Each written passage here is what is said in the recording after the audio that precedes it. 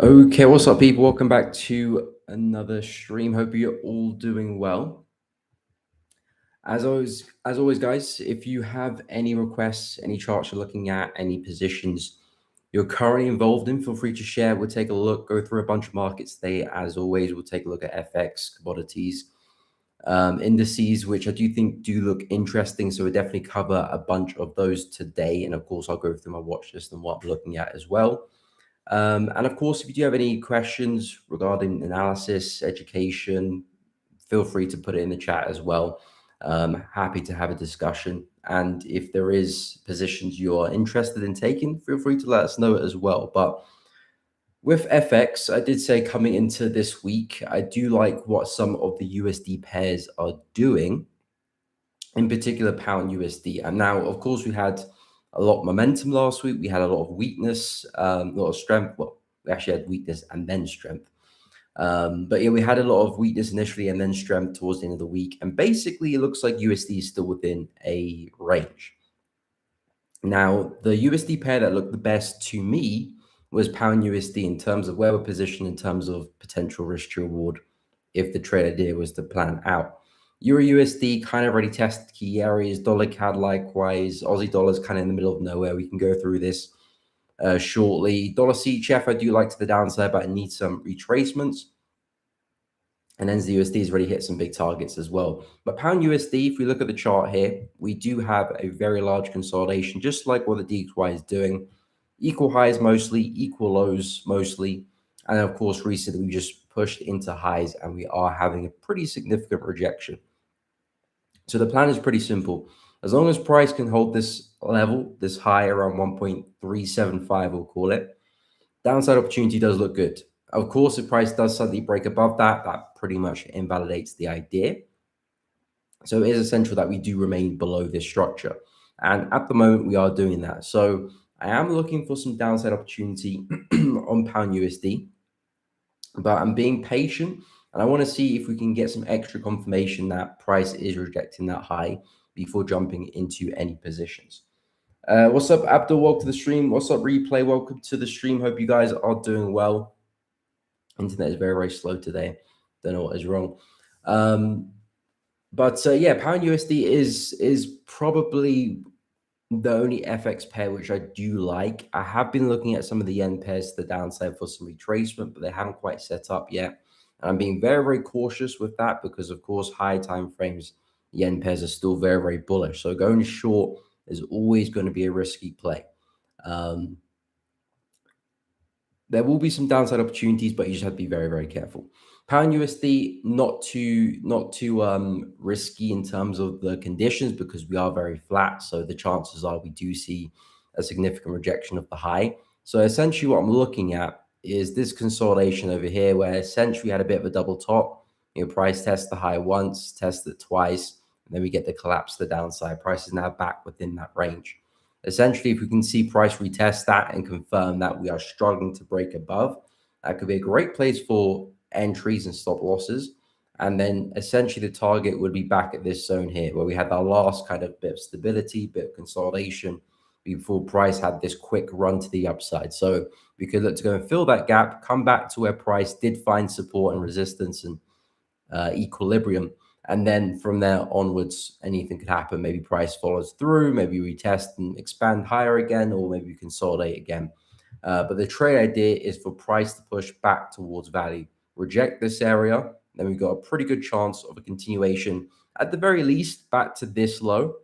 You can never predict or guarantee where price will get to, but if we can reject this area, there's a good chance we at least get back to this low. That could be a great place to lock in some gains, partials, maybe move a stop loss to break even. And then if we can get some follow through, there's a good chance we come back to this area. So in terms of risk reward, it makes sense. If you can get a position that looks something like this, entries in that area. The internet is very, very slow today.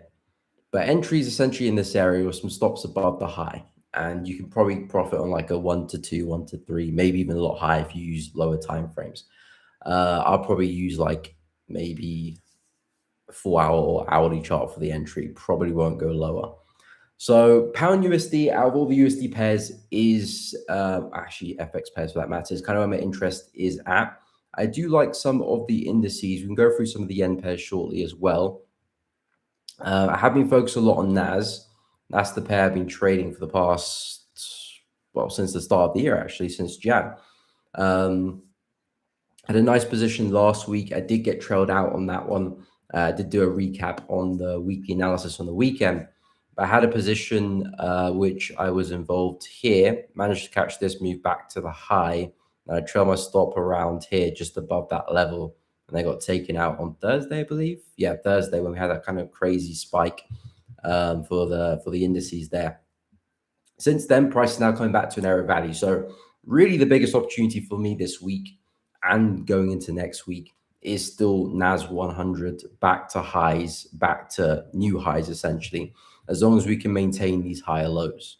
So as long as that structure remains, the buys are still sufficient. If we start to break through the lows, that's where structure collapses, and then I'll back away, because at that point, this could turn into a bigger consolidation, or maybe NAS wants to have a deeper correction. Both could be true. But if we do maintain the higher lows, well, I do expect the natural drift, the natural trend of NAS to push us back to highs and potentially further as well. And that's the trade idea which I want to take advantage of, because since October, since the 30th of October, we're still yet to see new all-time highs for NAS. So it's been a few months now. Price is still underwater and hasn't made new highs.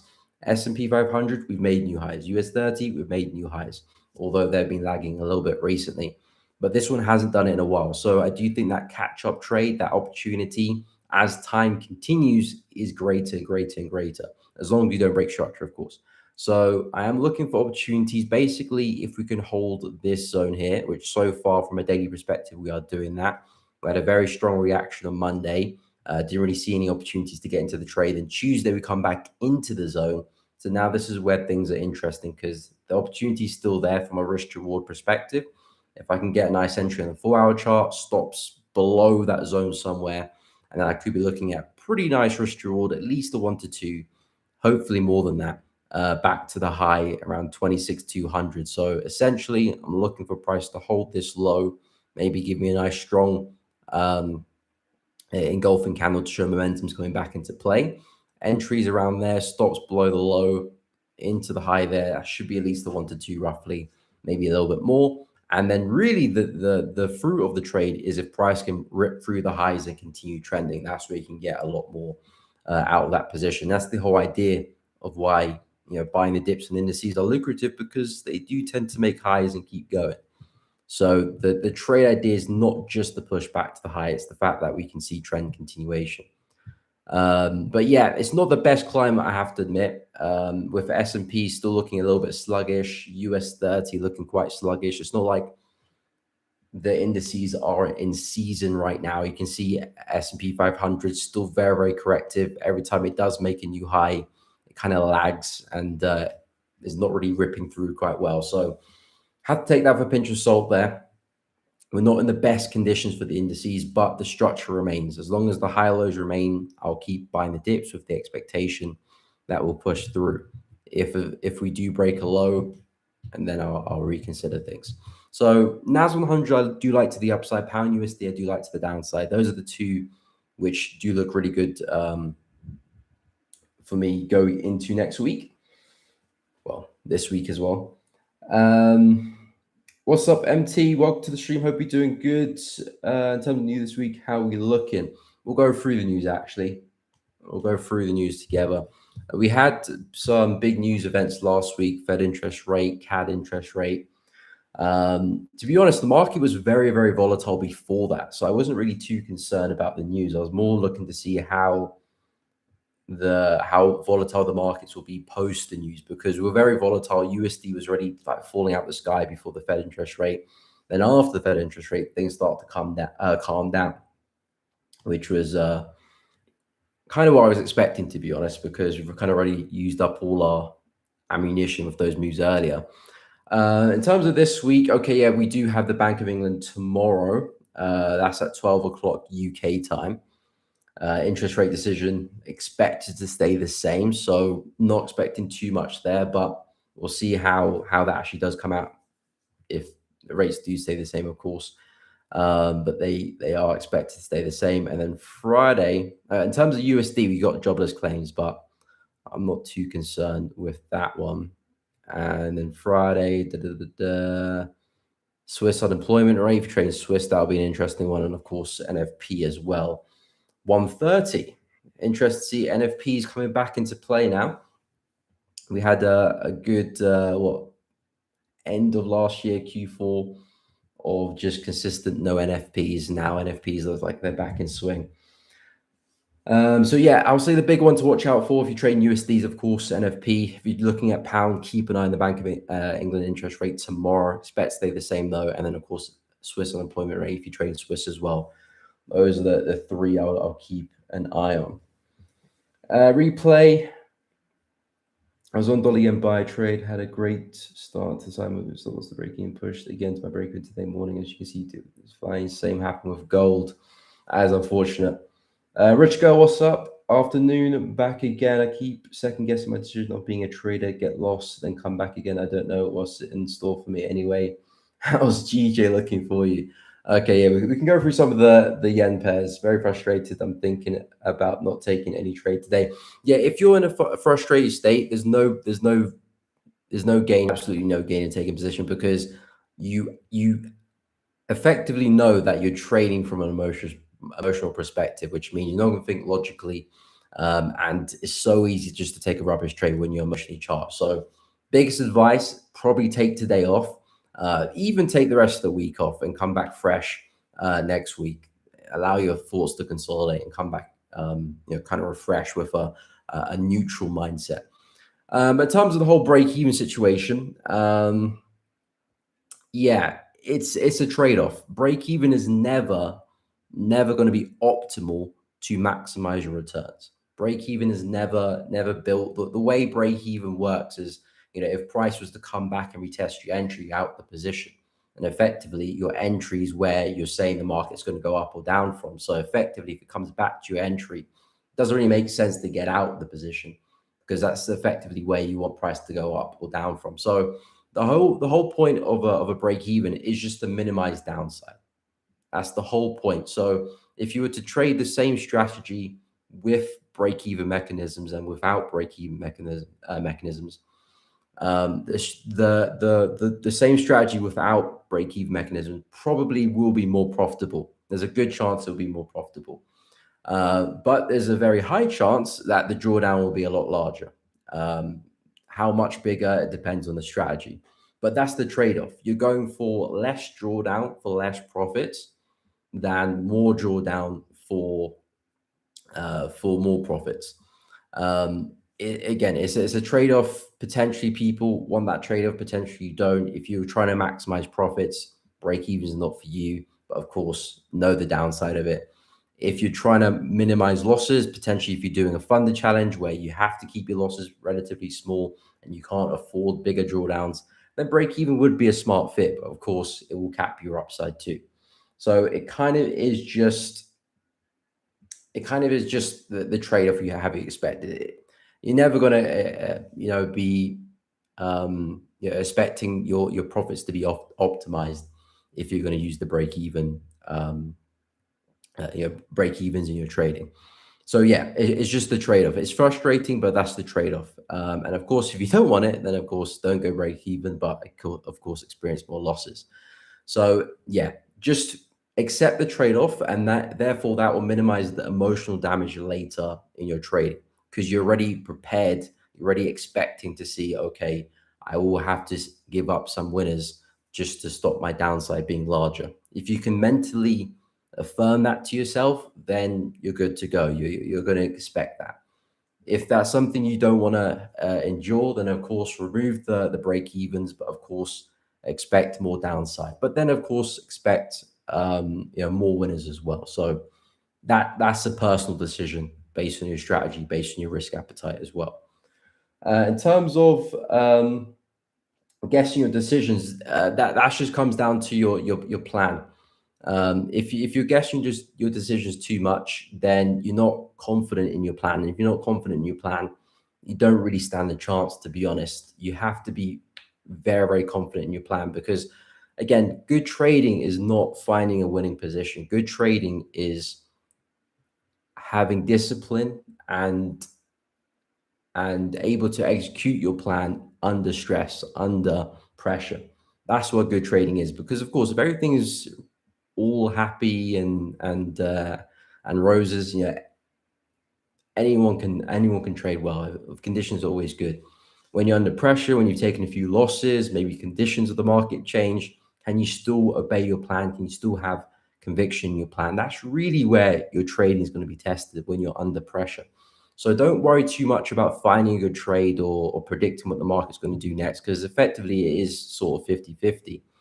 But when pressure's up against you, when you've taken a few losses, when market conditions are changing, that's really where you're tested. And if you don't have the confidence to see out your plan, well, of course, everything is gonna break. The foundation's not strong enough. So my biggest recommendation is to stop live trading, go back and reaffirm your plan. Best way to do that, of course, is back testing. That's the first layer. And then, of course, you can slowly build your confidence upon that by applying your back tested studies onto the chart. So yeah, if you're second guessing, start again from the drawing board, build a plan that you can be confident on, and then realize that okay, it's not necessarily my winnings is what's going to define me. It's more so how I perform under pressure.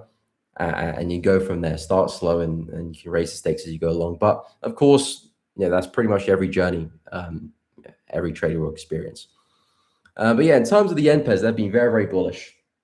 Very, very bullish. Momentum's picking up. That's why I have been very careful with shorting them, because we did see some nice downside last week or the week before, or actually across both weeks, really. And I've been looking for some shorts. I was looking at dollar yen. I was looking at euro yen. Euro yen's a bit more interesting. Dollar yen, very, very rapid here, pushing up, filled this gap very nicely. No reaction really, and it's still pushing through. So I've been very reluctant to stick a position on because number one, I'm up against the grain. If I'm going to go counter trend, I need to make sure I've got a lot of evidence to support that. And if I am going counter trend, I have to be sure that where my targets are, it makes sense as well. So I'm not being over optimistic in terms of, okay, yeah, I'm expecting a full reversal. Chances are quite slim of that happening. So with this momentum picking up, and especially price now trading back above the gap and back above key support, I would be very, very hesitant to look to short dollar yen at this point. Momentum's picking up. Next area of value probably would be a push back to this zone here. We might stall, we might retrace a bit, but that's probably where price is going to push next to go and find value, maybe consolidate, maybe see a rejection. We'll see. But yeah, in terms of the yen, it's still looking very, very weak, generally speaking. And taking a look at euro yen as well. Again, momentum's picked up. We were quite flat, failed to break support there. And now momentum is breaking above this area. That for me is a big no-no for shorts now. So if anything, could be actually a nice idea for a long. Back to highs around 187, 186 roughly. I would say now momentum's kind of shown its hand. Pull back into structure makes a lot of sense to me. So yeah, it's an interesting one. What's up, Tony Gold? Welcome to the stream. Hope you're doing good, my man.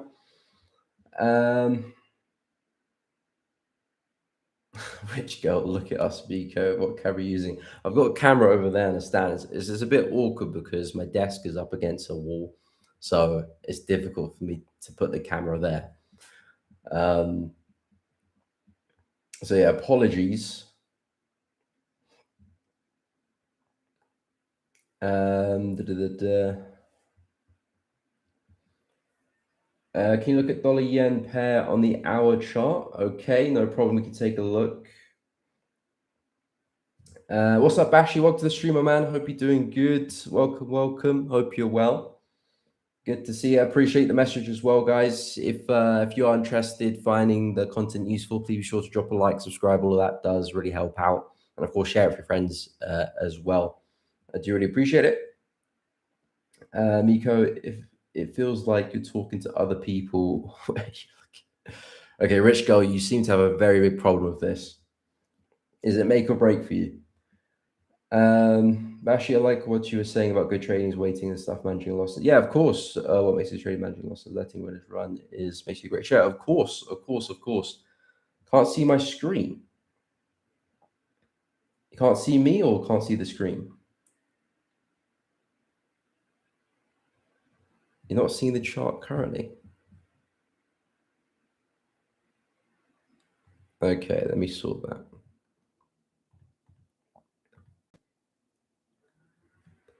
Okay, let me know.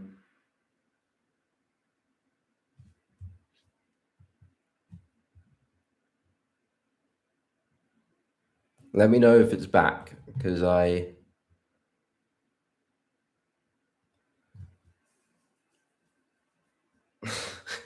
Okay, it's back. Appreciate it. Yeah, yeah. To be fair, I think the charts are better to look at. The charts are better to look at, so let's make sure the charts are there. Appreciate it though. Thank you for letting me know. Anyway, where was I? So dollar yen hour chart. Yes, we can take a look. Absolutely. But yeah, I think that's a good point to be honest. Because again, effectively, trading is a coin toss. It's an educated coin toss. Um, and the difficult part is doing those educated coin tosses when pressure's against you and you're taking a few losses. Market conditions are changing, things are volatile, strategy's not working well at the moment. That's really where you're tested. That's really where you're tested. Everything outside of that is not really the test.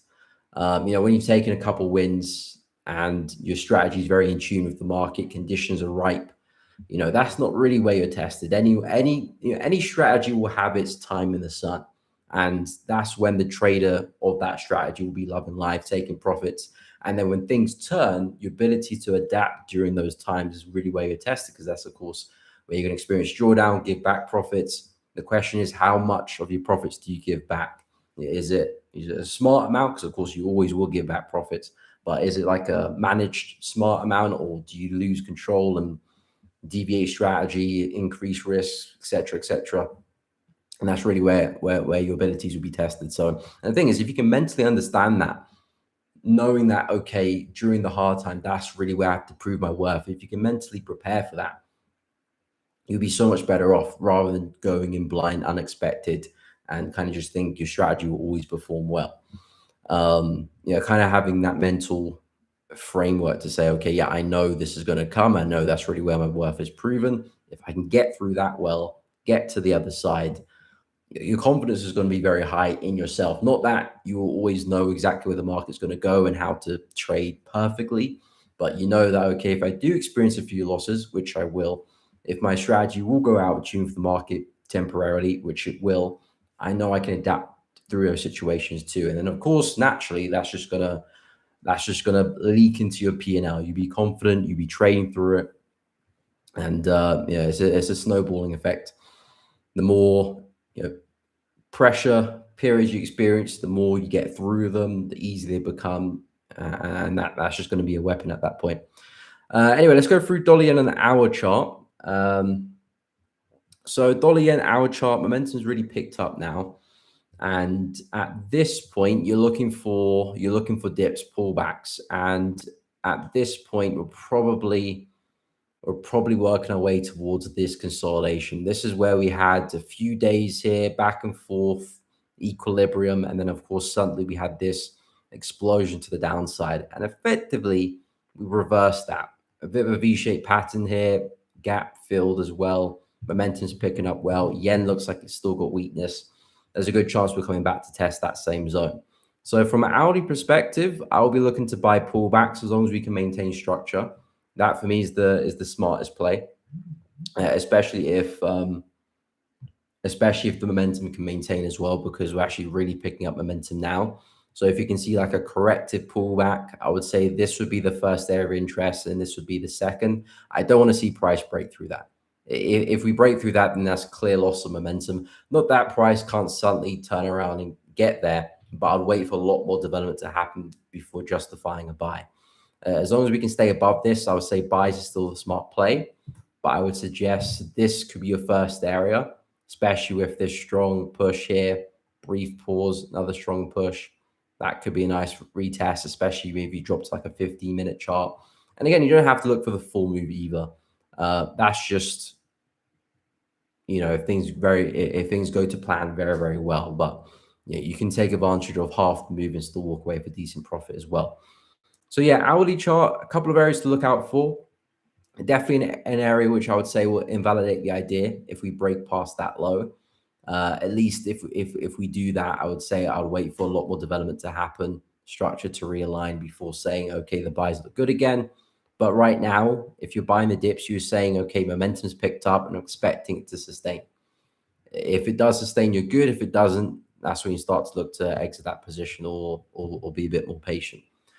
But yeah, in terms of the yen pairs, they are very, very bullish right now. Yen is very, very weak, momentum strong. I mean, we have been trending to the upside for forever, it seems like. So the safe trade, especially intraday, following that momentum. GJ, okay, Rich Go, yeah, we could take a look at GJ as well.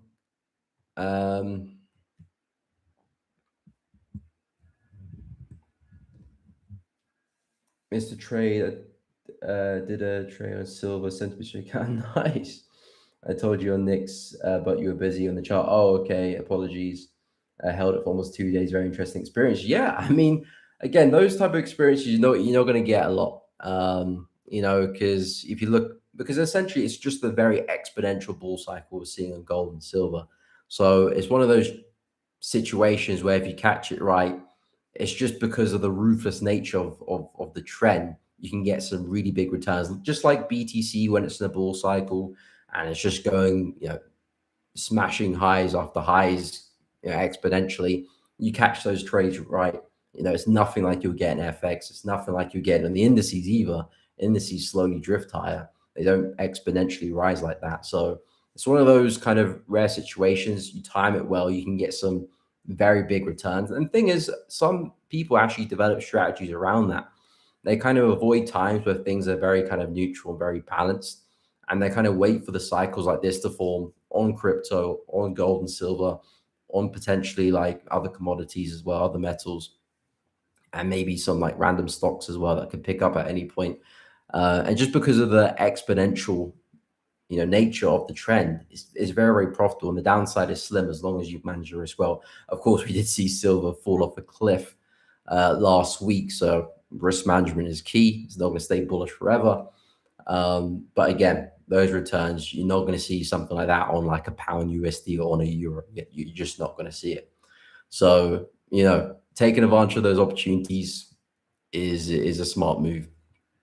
And then, of course, we had the massive push down as well, which was crazy. Anyway, in terms of GJ, still looking bullish. Looks like we're attacking the highs again. So what does that mean? Well, trend is still very healthy. Would I be looking to buy? Absolutely not, because every time price is taking out a high, we seem to be coming right back down into this area more or less. So even though we're still bullish and still taking highs, the market still has to keep reaching back down to the same level to see another swing. If the market was very, very bullish, it would be creating higher lows like this, like any other healthy trend would. If the market has to keep coming back down to the same area to find support to continue higher, yes, it's still bullish, but weakly so. And the worst point to buy the market would be right here, because you can see every time that new high is created, it does come back down. And again, not to say that we are guaranteed to come back down. It's just in terms of the pattern, in terms of the structure of the market, doesn't make much sense to be buying the market up there. If anything, you want to be buying nearer to this area or maybe intraday in some of the swings up higher. So what's the plan now of GJ? Well, the plan is to see what we do next. Do we come back down and repeat the pattern, or do we break out and a new kind of momentum starts and we start to see, this pattern here, momentum picks up again? Well, that's a different ball game. So I would be waiting for more information for GJ. Yes, it's still bullish. High time frame is still bullish, so that's naturally the instinct. But just in terms of timing, I don't think we are timing ourselves pretty well if we're buying here. Again, it does depend on the time frames and time horizon you're trading. If you like on the 5-minute chart, can you take advantage of some momentum and another push higher? Probably, yeah. If that's your scope, if that's your plan, I think there is opportunity there. If you're looking for more of a swing trade, you're planning to hold overnight, yeah, I don't think you're positioned well for a buy. If anything, a sell could make sense, but again, it's just quite aggressive. I just wouldn't be looking to take a sell. Why? Zoom out to like the weekly chart, look at the higher time frames. What are they doing? Super, super bullish. Yes, we're at resistance, but a sell is effectively trying to call the top, unless you're going to be in and out very, very quickly, and you're not looking to stay there very long. You can get away with it, but I wouldn't try and look to place a sell position to hold overnight, expecting more downside. That's a very optimistic proposition there. So, yeah, from a bullish perspective, I want to see if we continue higher and start to form some new structure higher, or do we come back to support? Either way, we can plan some trades off that. And then, of course, from a bearish perspective, you might find a short-term sell here, very, very short-term. Keep it short and sweet. That could be a smart move. But again, I'll probably drop to like a 50-minute chart to execute that. So, yeah, that's kind of my take on GJ. Hopefully that made sense. Philip, what's up, my man? I am doing good. Hope you're well. As the USD, I made some profits yesterday. Cool. And I gave it back today market, but I'm confident my strategy works. And I'll buy from 0.6, target 0.6. What's your bias? Okay. Yeah, I mean, it's gonna happen, man. It's gonna happen. We're just talking about, when things are going well versus when things are not going too well. Effectively is how you carry yourself, how your decision making is during the times where things aren't going to plan, is really what's going to define yourself in the long term. And yeah, I think just having that expectation that, yeah, things are going to go badly at some point and multiple points as well. It's not just going to go badly once and then never again. It's going to go badly multiple times. And how you decide and how you manage yourself during those times is really, really crucial to your long-term performance. I can't stress that enough. And I think if you just put a lot of your effort into those moments, which will happen throughout the year, and kind of allow the good moments just to sort themselves out, because they will. If you can focus a lot of your attention just to managing yourself during the bad times, it will help you exponentially so much more. Because, if you think about the journey of a trader, things are going well, equity curves pointing up, strategies performing well, and then it starts not performing well, and then you give back too much. So then you perform well again, then you give back too much. And then, of course, that gives you a sloping downwards equity curve.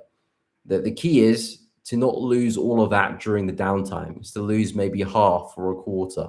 So your downtimes are that, and then your uptimes come again, then your downtime comes, and that, of course, has an equity curve pointing up. Of course, easier said than done, but effectively that's the logic. Making sure that when things go bad, they're managed. It's small. Just like with the USD idea, when you win, you want to win bigger than when you lose. Not necessarily just in terms of risk to reward, but just in terms of kind of cadence as well. You don't want to take one win and then 7 losses in the space of 24 hours. At least spread those losses out, allow yourself to mentally recharge to come again as well. There's a lot of components to it, to be honest, and I can go off on the tangent. I probably already have done. But anyway, let's take a look at the price action for NZUSD. So in terms of NZUSD, it's a USD pair which I'm not so keen to trade. I like pound USD a lot. That's the USD pair where a lot of my focus is. In terms of NZUSD, we've been in a downward spiral. Then suddenly we've just had this massive shift of momentum. Price has exploded, basically coming back to retest the highs here. Maybe missed it by a few pips. Now price looks like it's probably going to form a new equilibrium, because our equilibrium before was this bearish channel. Then we had this huge expansive move out. Now price is making up its mind in terms of, okay, does it want to hold price over here? Is it want to come right back down? Do we still have more momentum to see to the upside? All those scenarios for me are not quite clear yet. I can't categorically say I'm expecting more upside coming into major resistance. I can't categorically say I'm expecting more downside. There's still a lot of momentum in the market. And of course, I can't say if there's going to be a consolidation yet. It's too early. So I would really look to do not much with NZUSD, especially from like a swing perspective. Day trading, that changes because, of course, you're your scope's different. You're in there for a short time, not a long time. In terms of NZUSD, I do think some short-term downside looks good. I can see a push back to here. You can see the lower highs price has been making. Again, over here, we pull back into supply. Looks like prices really struggled to break through that area, multiple wicks into that level. Effectively, looks like we've consolidated again and momentum shifting back down. Next area of value would be down here. So I would suggest from a short-term perspective, we could probably see something like this happen, a push back to 0.6. So where are we trading right now? Around 0.62 roughly, down to 0.6. Very short-term scope, makes sense based on structure. Anything more than that, I will be pushing it. I'll be on the more optimistic side of things. Price can find support and return back to the upside. You know, maybe this is just a big correction and we still got more upside to give. Who knows? Maybe price is going to fall flat in its face and kind of retrace this bullish move because it happened very quickly. Or maybe we're going to form a new equilibrium here and start to consolidate. Each one of those scenarios for me are equally as likely right now. The only logic where I see some decent probability would be a push back into the lows here, just because the lower highs have maintained. So short-term downside I can see. Anything more than that, I'm being a little bit more optimistic and a bit more overly confident for my analysis, which we don't want to be doing. So yeah, that's kind of my scope for New Zealand dollar. Where were we? I'll buy from 0.6 to target 0.607. Okay, let's look at that. So you said you want to buy from 0.6, which would be this low, and then you target 0.607, which would be around here, back to the high. Yeah, I probably wouldn't do that for yeah, I don't want to talk you out of a trade idea because that's the worst thing to do, because of course you have logic and reasoning and strategy behind that, and I don't want to talk you out of that because that's not really going to improve your trading. Of course, I'm just going to share my logic and then do with that what you want. But in terms of the idea from buying at 0.6, I do agree with that. I think that is necessarily a smart place for a buy, provided we can see some signs that price is rejecting that area. A push to 0.607, for me, it looks slightly optimistic because we've been very consistent with these lower highs. Let's make sure we can see that. Very optimistic with these lower highs. And that basically says that I'm expecting price to now break out of this and continue higher, which we can't really confidently say just because price is holding support. We could very much do this. We could still break lower.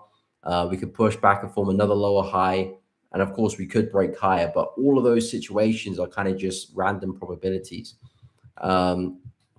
Effectively, everything is, but you can always find the low friction move and then plan around that. For me, the low friction move would be if we do find support here, naturally a push back towards that trend line. That's something I can be fairly confident with. If I'm seeing really critical support here, price is really rejecting that, then yeah, I would say there's a good chance we can come back into this area, at least form a lower high. Breaking through that, that's me kind of being optimistic that momentum will pick up. There's nothing wrong with that. It's just I would say this would be your first target to manage the trade. If price starts to fail and roll back over, well, there's no point to hang on to that level because there's no evidence that price is seeing that momentum. So at that point, you can maybe try to stop loss to break even, lock in some partials, exit completely. It's up to you how you want to manage that. But push to 0.607, a lot of things have to go right for that to be met. And the low friction move, the reasonable move, would be a push towards that area, I would suggest. So if you are going to target there's nothing wrong with that, but just have other areas where it's a slightly higher probability of price getting there. And then if momentum picks up for whatever reason, and we do break through that, then you can hold the remaining position or with a trail stop loss, however you want to manage it, towards that area. But I wouldn't want to be in a situation where I'm long here, price is clearly fading out an area, and my target's up there. If that's the case, then I want to have something to protect myself, like maybe a stop loss to break even or a partial profit. If I can have that, then yeah, I can bet on that move because I've got contingency plans. Anything else, I think I'm being a bit too optimistic. So yeah, I'm not saying price can't get there. Absolutely, it can. It's just, momentum has to pick up. A lot of things have to go right. Okay, where was I? Da, da, da, da.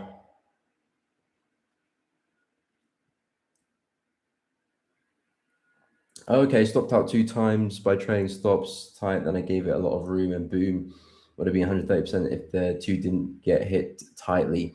Yeah, again, that's just tweaking to the situation as well.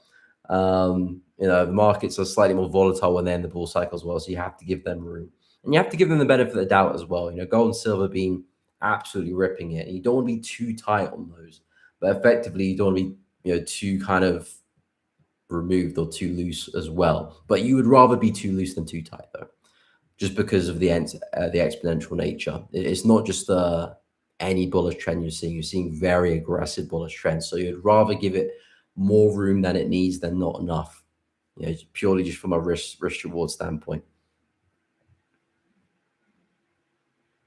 Where would be? What's up, the shiny yellow metal? Welcome to the stream. Hope you're doing good. Thoughts on gold longs from 5K? Okay, we can take a look at that as well. No problem. I believe the close above 5K on the daily should confirm a big move higher. Okay, we can take a look at gold. What's up, CS, my man? Hope you're doing well. Welcome to the stream. What's your view on the DXY? I'm short-term bullish. Yes, I am pretty much the same as well. Price has been range bound. It rejected key lows last week, so I do like short-term bullish as well. I'll go through the S&P first, and then I'll go through the DXY. Also, my pair of the week, New Zealand CHF buys retesting strong resistance. Okay, we can have a look at that one too. I lean bearish due to Trump always doing something silly to weaken the DXY. That's not a bad strategy to have, to be honest. Yeah, I agree with Miko. Lost 10K for holding half my capital, but slowly short, sweet, and sweet to break even. That is painful, man. But yeah, I mean, the thing is with those situations, they're lessons as well.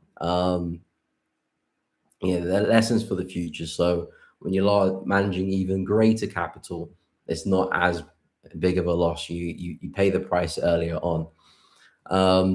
But yeah, and again, those type of lessons you only kind of learn after making mistakes as well, and going through the pain really, because especially I think like in trading, it's one of the few things where sometimes you actually have to put your hand in the fire and actually get burnt to learn, because you can have someone say stuff, but because there's money involved, you always have that kind of overriding nature to push a little bit harder to get a bit more profit out the market. Because why wouldn't that potentially the difference between you and going on a shopping spree is catching a nice trade on the S&P or whatever. So you have that kind of natural want to push, and then yeah, sometimes you have to get burnt actually to be like, okay, yeah, I shouldn't have done that, which yeah is a painful price.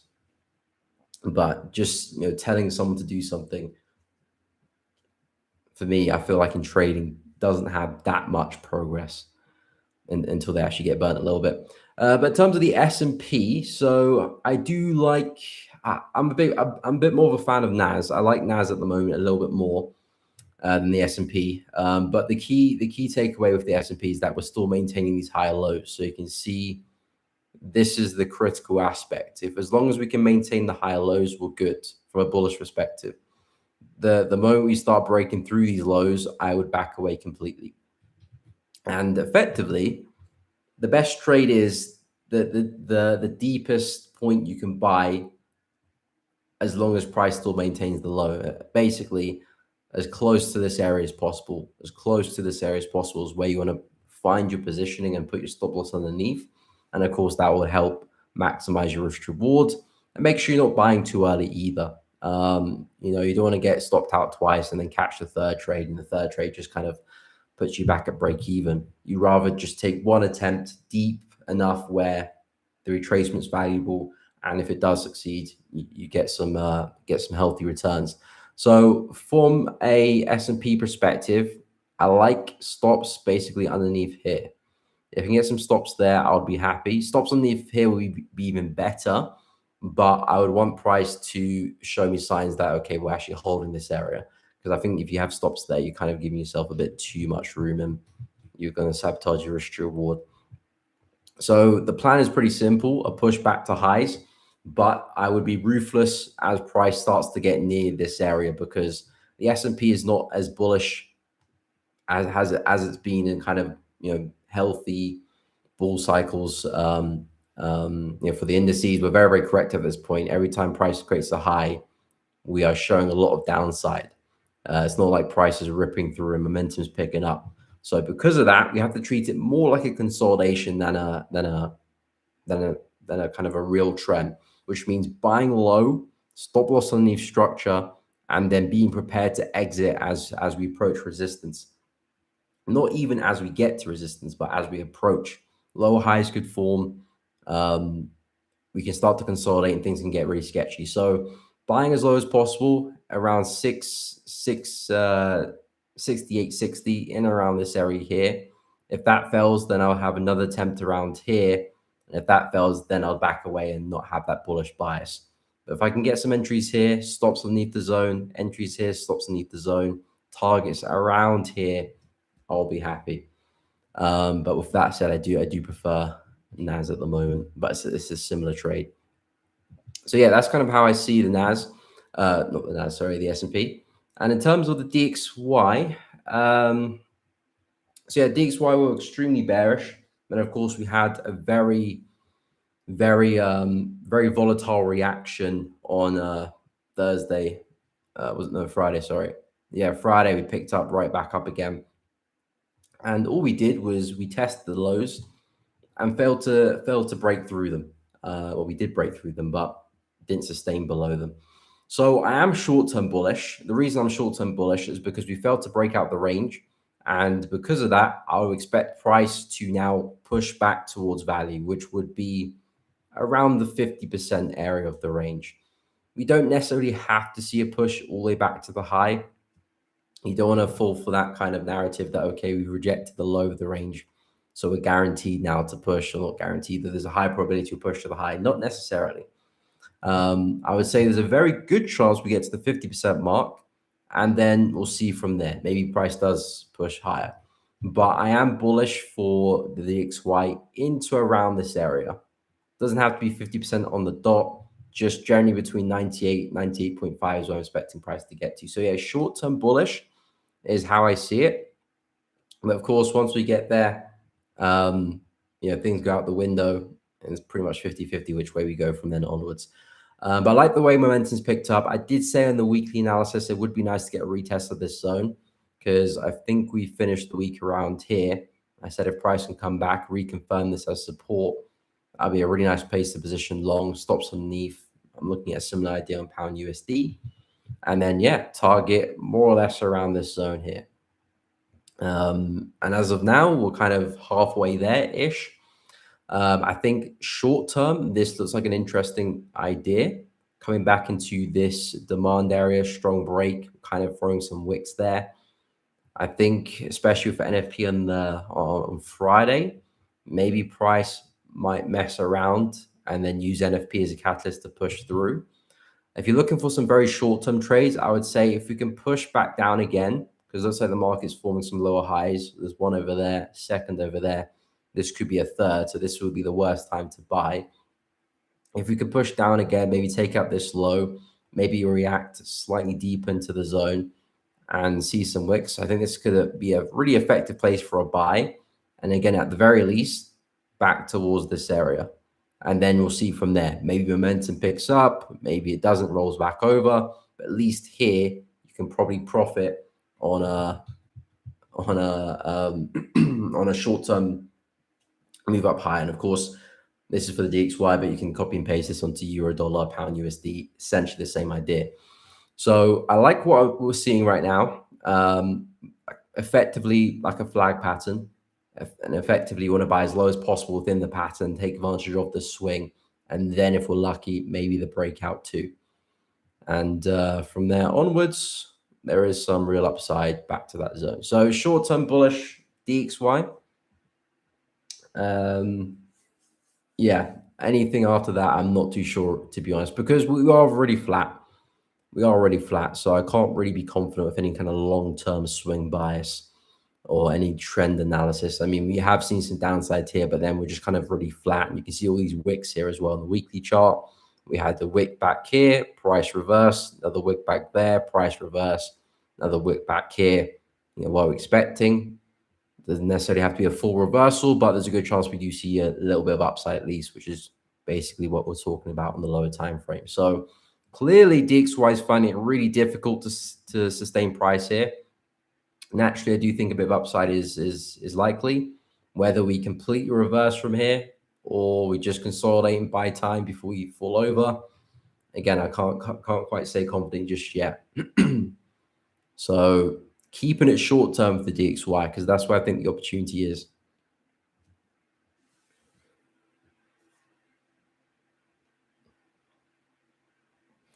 Okay, so where were we? Lesson not to be too greedy. Yeah, that is a costly lesson, man. Sometimes you have to be a bit greedy to realize you shouldn't be greedy. Yeah, it's just you don't want to make an expensive lesson. But to be honest, if it is expensive, you learn it. You learn it better. If it's cheap, you're like, okay, I'll brush that aside. I'll go again. If it's expensive, yeah, sometimes that just sorts out the problem straight away. Unfortunately, Trump speaks and my blue turns to red. Yeah, Trump be doing that. Rich girl, how do you decide trading is the main path you want to take? You have other things you want to, you do on the side? Yes, I do. I think trading is just a good vehicle to do if you can structure it around your life and other things as well. If you want to make trading like like nothing else as well, especially with swing trading, you at least from my perspective, I'm spending max 2 hours a day. Most of the time, it's less than that. So effectively, you do have time to do other things. Of course, when you're in the grind phase, when you're just getting into trading and you're learning, of course, a lot of your time is actually just studying, back testing, practicing, failing, learning. So in terms of that, trading's taking up a lot of your time, and doing other things is actually quite difficult. Like even if you're a student as well. But once you have consistency and you have a bit of a flow, then it does open up the door to other things, because naturally trading isn't supposed to be a 9 to 5 situation. So effectively, if you treat it like a 9 to 5 situation, you probably do worse because you're on the charts too much. So my biggest recommendation is to have a long-term goal in terms of, okay, I want to be trading for as long as I can, but I want to be having other projects which I can work alongside trading, which could be a healthy break from trading sometimes, or maybe something to complement trading. That's completely up to you. But I wouldn't want to have trading just purely, just because number one, the time involved means I'm literally doing nothing for the rest of the day, and I'll be very bored quickly. And two, it's actually really good to have something else because it takes your mind off trading. You put less pressure on trading, therefore you can actually trade it a little bit better. If trading's your sole kind of vehicle, it puts more pressure on trading, and tr- trading is even if that's not the case, it's pressurizing as well. So if you've got more pressure on it, it actually probably will worsen your performance. So number one, you want to take pressure off trading. It will allow you to trade better. And two, it fills up your time. Your head's not just thinking of candles and breakup structures and retests. Your head's elsewhere as well, which means you're not overcomplicating it, overdoing it too. So from a performance basis, I would recommend it. In terms of just timing and consistency, whether you're day trading or swing trading, it makes sense too. But I wouldn't want to see. Of course, there are people out there who just purely focus on trading. That's just them. Fair enough. But as of growing older, I'm like, okay, trading is a really good vehicle which I want to use to my advantage, but I want to explore other things as well. And I think that's the best way to do it in terms of performance and in terms of the pressure as well. But it's up to the individual, to be honest. Where what stage you are in your career. Are you a student, or have you been in a profession for like 2 decades? It really depends on that as well. Yeah, I do agree, MT. I do think NAS looks a little bit better. That's where my focus is right now. My focus right now is US 100 upside and pound USD shorts. Not quite ready yet for pound, but Nasdaq could be ready in a day or two.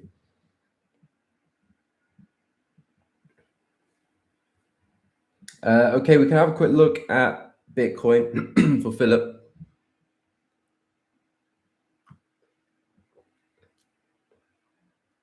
Yeah, that's a good point, Bashi, as well. If you're kind of just trading funding accounts, I mean, you still do have the skin in the game because you would have purchased the funding account, and that's real money too. But you want to have real money in the account, take real bets, experience real slippage, real slippage, um, and have real withdrawals from that same account as well. Psychologically, it's different and useful as well. You'll learn a lot more lessons there, different lessons as well. But yeah, the pain of actually taking the trade, knowing that okay, this count is live, knowing that if I do take the loss here, it's actually real loss, not a demo account. It does make you want to be sharper and more disciplined with your decision making. Okay, we'll quickly go through gold, BTC, and New Zealand CHF. Okay, so yeah, gold. I'm just letting this guy just kind of relax because we dropped really hard last week, and that's some violent stuff. I can't lie, and I'm not the one to see massive crashes just jump straight in. I'm not. If I'm trading gold, I'm not buying it because it's at a good price. That's a different mindset. That's kind of investing, just position yourself well, expecting the long term to play out. From a trading perspective, it's not like, okay, yeah, we're at a good price again, let's just buy. No, that's not the case. You want to see evidence that logically momentum is picking up again, structure's behaving, and we're likely to keep pushing.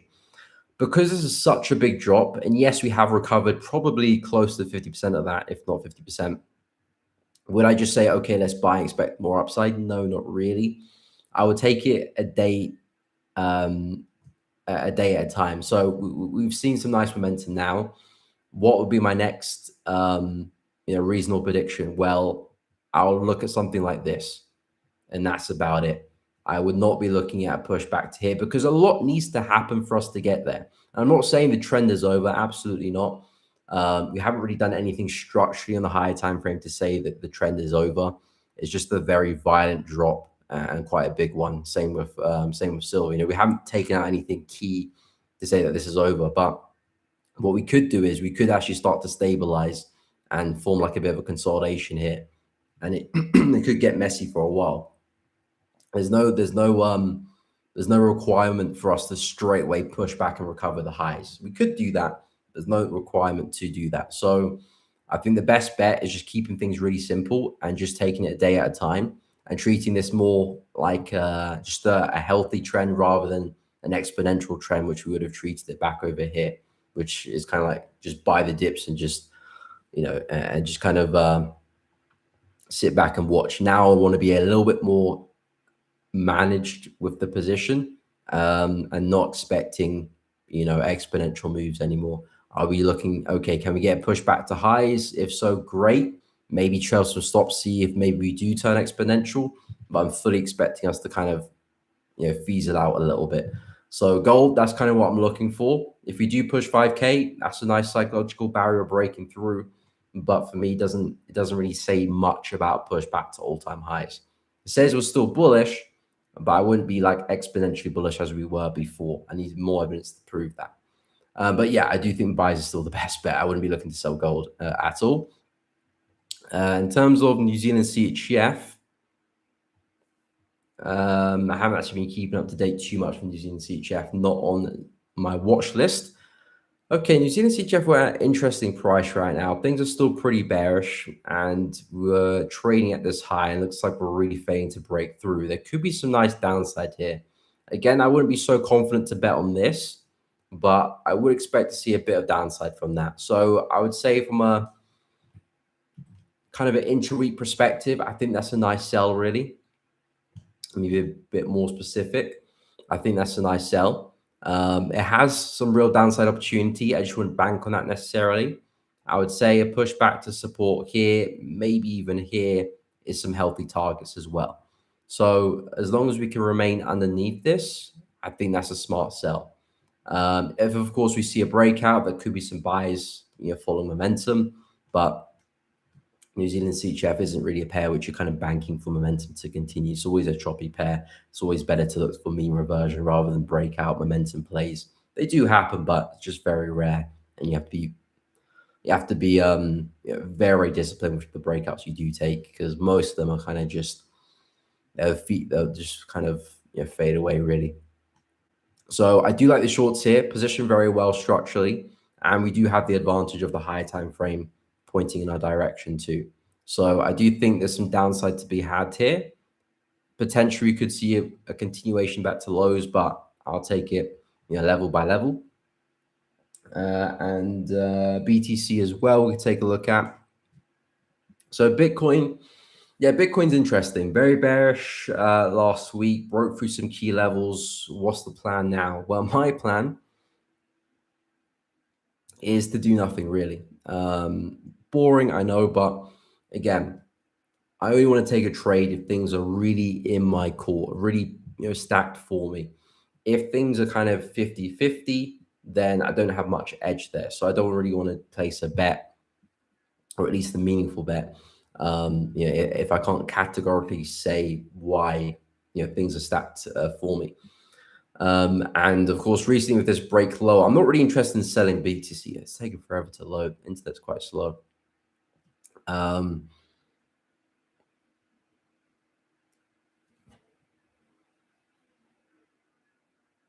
Personally, that's raising the props. I mean, true, because you don't have the. Why is it taking forever? You don't have the. There we go. You don't have the drawdown barriers. The daily drawdown, max drawdown. Of course, the thing is, okay, you don't have the drawdown barriers, but you don't necessarily want to lose 10, 20, 30, 40% of your personal capital in one day, do you? So there is logic. There is logic behind that. But yeah, in terms of okay, I don't have to decrease my risk to 0.01% because I've used up 8% of my 10% drawdowns. Now I have to decrease risk to a very small amount and slowly work myself way back up again. You don't find yourself in that situation. And if things get volatile and you get slipped and you lose 4 or 5% in a day, it's not like, okay, I forfeit the whole account. I still got the other 95, 96% of the account to trade with as well. So there is that benefit there. Freedom, of course. And of course, I would always rather trade a personal account. It's just, capital situations. If you need more capital, then of course, there's not much you can do with $50 in an account. It's still good to use that $50 though, even if it's small, even if you can't really risk manage that well. It's still good to have that on the line. Just you're not expecting to flip that to, six figures in the space of a few months. As long as you have that expectation and you're there to learn from it, make a bit of money on the side, why not? Then it is useful. But yeah, of course, a personal account is a lot more freedom, and that's really where you want to be. But yeah, in terms of BTC, so yeah, I'm not the biggest fan because this low here, I didn't want to see break, and it hasn't broken yet. But I'm not liking how we're trading into it. We had a very aggressive move, price kind of stabilized, and then we're having another aggressive move.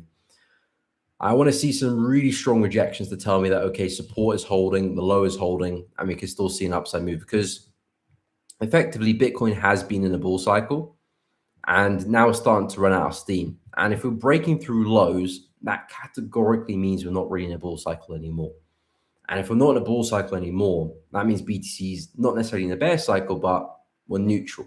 That means I can't be looking for exponential moves higher. I can't be betting on big swings anymore. Everything turns into short-term opportunities or no opportunities at all. So really, the only thing I see for BTC is if we can really reject this area and say that momentum's picking up, break above resistance again, and then I'll be happy to follow that to the upside. But we're a long way away from that. Philip, you mentioned looking to buy at 74,430. Is this like a swing position? Okay, TP79, not really. 74 around there-ish, and then target 79,276. So you're not looking for anything crazy. Fair enough. I think that's the best way to play it at the moment. Would I look for that buy? It's a bit aggressive, no. I mean, I know where you're buying from. You got the big low on the daily chart, weekly chart to your left, but it's just like, okay, I'm trying to call the bottom of this move, so I would be very kind of cautious with that buy, because momentum's not in my favor at all. I think you're buying from a smart position. It's just, yeah, momentum doesn't really care sometimes if you're buying from a smart position. Sometimes just like, okay, we're going to break through that level anyway. So I would be cautious on that. Not because of where you're buying, it's just because of what's been happening recently. So if I get into a buy position and I'm not seeing price start to push in my favor or show more signs that we're rejecting support, I would probably look to scale out that position pretty quickly, because BTC could keep falling. If we, of course, hold support, then yeah, push back to resistance there and even higher is probably a likely outcome as well. But yeah, it's just whether the momentum will stall and we will get the bounce. I know we've been seeing some signs of us stalling so far, but we could always break lower. We stalled there slightly. We continue. So there's no kind of real backing to say that we have to push high. So I'll be cautious with that trade purely because momentum's against me. I think where you're buying is a smart area, but again, momentum sometimes doesn't care if it's a smart area, so watch out for that. But in terms of targets, I think logical if we do find support there. I mean, we could go probably even further than that, but it's a good target to lock in some gains, especially, and then maybe hold positions to run. But effectively, we've got a low to our left here, which if it does hold, we could see some real upside. So I think positionally makes sense. It's just to see if momentum can follow along and agree. Anyway, guys, we have reached the end of the stream. I do really appreciate each and every one of you tuning in, chatting with myself. I've had a good time. I hope you guys have had as well. I will be live actually tomorrow on Trader Nick's channel. So if you do want to catch some of my analysis, what we're looking at, I think that'll be after the Bank of England interest rate as well, so we can see how that's affected the market. And of course, just before the NFP on Friday, tune into his stream. I will be live again Wednesday, 10 a.m. UK time next week as well. So do pop in there. And of course, I'll be sharing my analysis on the weekend, recapping this week and forecasting the next as well. But I really do appreciate each and every one of you tuning in. If you have found it useful, drop a like, subscribe, share it with your friends. All of that does really help out. I do really appreciate that, guys. Post his link if you can. Just type Trader Nick. I mean, I can post on my Telegram, but if you just type Trader Nick, you can't miss his channel really. But I'll post on my Telegram just before I go. I go on tomorrow. But guys, I really appreciate it. Thank you for tuning in. Drop a like before you leave. It does really help out. And of course, I'll catch you all in the next stream. Take care, guys. Have a good one.